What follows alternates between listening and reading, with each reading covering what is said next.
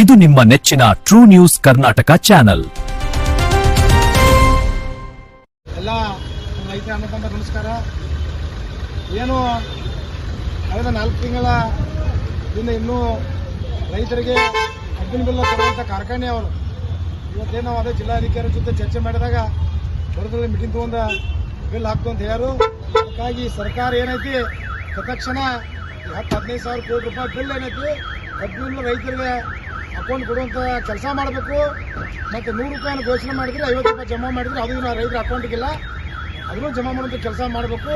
ಅದೇ ರೀತಿಯಾಗಿ ಈಗ ಎಡದಂಗೆ ಬಡದಂಗೆ ನೀರು ಬಿಡುವಂಥ ಕೆಲಸ ಸಾಹೇಬರಿಗೆ ಕೇಳಿದಾಗ ನಾವು ಬರುವ ಏಪ್ರಿಲ್ದಾಗ ನಾವು ಬಿಡುವಂಥ ಕೆಲಸ ಮಾಡ್ತೀವಿ, ಆರ್ಸಿದವ್ರು ನಾವು ಮಾತಾಡೋದು ಹೇಳ್ಯಾರ. ಅದಕ್ಕಾಗಿ ದಯವಿಟ್ಟು ಕಾರ್ಖಾನೆಗೆ ಒಂದು ಎಚ್ಚರಿಕೆ ಕೊಡಿಸ್ತೀವಿ. 4 ತಿಂಗಳಾಯ್ತು, ನೀವು ಏನಾರ ಮುಂದಿನ ತಿಂಗಳ ಬರುವ ದಿನದಲ್ಲಿ ಬಿಲ್ ಕೊಡದೇ ಹೋದ್ರೆ ನಾವೆಲ್ಲ ಕಾರ್ಖಾನೆ ಮುಂದಾಯ್ತು ಜಿಲ್ಲಾಧಿಕಾರಿ ಕಚೇರಿ ಮುಂದೆ ಧರಣಿ ಮಾಡ್ತೀವಿ ಅಂತೇಳಿ ಇವತ್ತು ಸರ್ಕಾರಕ್ಕೆ ಎಚ್ಚರಿಕೆ ಕೊಡೋಕೆ ಬಯಸ್ತೀನಿ ನಾನು.